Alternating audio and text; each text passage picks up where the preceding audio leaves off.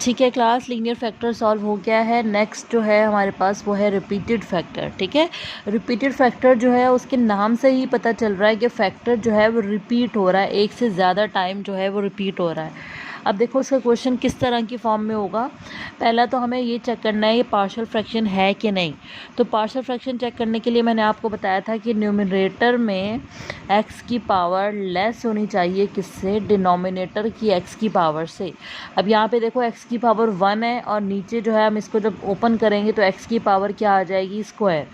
तो ये क्लियर हो रहा है कि यहाँ पे लग रहा है पार्शियल फ्रैक्शन। ठीक है, उसके बाद पार्शियल फ्रैक्शन चेक करने के बाद हमें जाना है उन 3 फैक्टर्स के ऊपर कि कौन से फैक्टर का मेथड अप्लाई करें।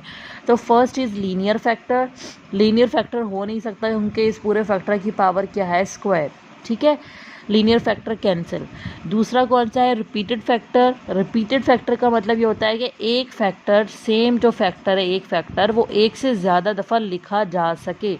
अब देखो यहाँ पे क्या है, x माइनस टू के होल की पावर क्या है, स्क्वायर। इसको हम 2 दफ़ा लिख सकते हैं। ठीक है, और थर्ड हमारे पास आता है quadratic factor. Quadratic factor means algebra power जो भी होगी, x जो भी होगा फंक्शन, उसकी पावर क्या हो, कोई भी पावर हो। ठीक है, अब यहाँ पे देखो x की पावर कुछ भी नहीं है, ये पूरे फैक्टर की पावर है। ठीक है, तो इसका मतलब क्वाड्रेटिक भी अप्लाई नहीं होगा। तो कौन सा फैक्टर अप्लाई हो रहा है, रिपीटेड फैक्टर। ठीक है, तो ये दो बातें क्लियर हो गई कि पार्शियल फ्रैक्शन है और कौन सा मेथड है, रिपीटेड। अब रिपीटेड फैक्टर को सॉल्व कैसे करेंगे हम, तो वही सबसे पहले इसको x-4 x-2 का होल स्क्वायर ऐसे ही लिखा है इसको। ठीक है, अब रिपीटेड फैक्टर को लिखने का तरीका देखो यहाँ पे क्या है क्लास, कि इसके होल की पावर क्या है, स्क्वायर। तो इसका मतलब है इसको हम दो फॉर्म्स में इसको डिवाइड करेंगे, a/x-2 प्लस b/x-2 का होल स्क्वायर। यानी कि ये 2 है हाईएस्ट पावर, तो इससे लेस क्या होगा, 1। तो ये x-2 की होल पावर 1, x-2 की होल पावर स्क्वायर। अगर यहाँ पे 3 होता, ठीक है, पावर क्यूब होती, तो यहाँ एक दफ़ा हम इसको लिखते 1, फिर एक दफ़ा हम इसको 2 में लिखते, फिर एक दफ़ा हम 3 में लिखते। ठीक है, यानी कि जो भी पावर लिखी होगी तो उससे पीछे जितनी भी होंगी हम उसको सीरीज़ में स्टार्ट कर देंगे। ठीक है, अब यहाँ पे अगर 4 होता तो x-2 की पावर 1 2 3 4, 5 होता 1 2 3 4 5। इस तरह से सीक्वेंस में जो है वो हम लिखते हुए जाएंगे और उतने ही ऊपर कॉन्स्टेंट्स जो हैं, वेरिएबल कॉन्स्टेंट्स आते रहेंगे। ठीक है, अब बिल्कुल वही मेथड जैसे कि हमें a और b की वैल्यू निकालनी है। ठीक है, तो अब क्या करेंगे हम इसको, हमेशा कोई भी चीज़ लीनियर हो, ठीक है, उसको सॉल्व करना आसान होता है अकॉर्डिंग जो है हमारे पास अगर डिवाइड फॉर्म में फॉर्म्स लिखी हुई है।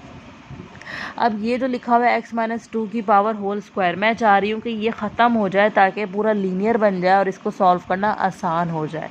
तो मैं क्या करूँगी, मल्टीप्लाइंग x-2 की पावर होल स्क्वायर पूरी इक्वेशन के साथ मैं इस टर्म को मल्टीप्लाई कर दूँगी। क्यों इस टर्म को, ताकि ये चीज़ रिमूव हो जाए।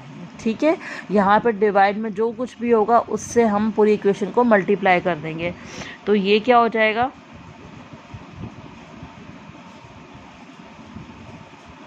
पूरी इक्वेशन को मल्टीप्लाई करना है। ठीक है, तो ये हो जाएगा फिर इस तरह की फॉर्म। ठीक है, अब देखो कैंसिल आउट हो रहा है, ये टर्म कैंसिल आउट हो गई, ये एक टर्म कैंसिल हो गई और ये पूरी टर्म कैंसिल हो गई। ठीक है, तो अब आपके पास क्या रह गया इसमें, x-4 x-2 एक टर्म कैंसिल हो गई थी, प्लस b और इसके सब चीज़ें कैंसिल हो गई हैं। ठीक है, अब इसको मज़ीद सिंप्लीफाई कर रहे हैं ताकि हम लोग जो है वो वैल्यूज़ निकाल सकें a और b की। अब कंपेयरिंग दी कोफिशेंट, इसमें हमें कंपेयरिंग दी कोफिशेंट्स कर रहे हैं, कोफिशेंट ऑफ x। ठीक है, अब यहाँ पे देखो सबसे हाईएस्ट पावर ऑफ x की क्या है, 1। तो यहाँ पे आप x की पावर 1, ठीक है, इसका कोफिशेंट क्या है, a, इक्वल टू कंपेयर कर रहे हैं राइट लेफ्ट की कोफिशेंट्स। ठीक है, तो x की पावर यहाँ पे 1 हाईएस्ट है, इसके साथ यहाँ पे क्या है, कुछ भी नहीं है, तो मीन्स 1। a की वैल्यू क्या आ गई, 1।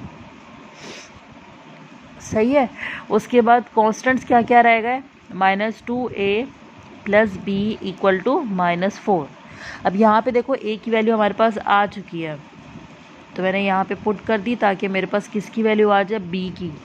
-2 plus b equal to -4, b equal to -4, ये माइनस का 2 आना के प्लस का 2, यानी कि b की वैल्यू आ गई -2। ए की वैल्यू आ गई 1 और बी की वैल्यू क्या आ गई -2। ठीक है, अब ये दोनों वैल्यूज़ को मैं यहाँ उठा के रख दूँगी।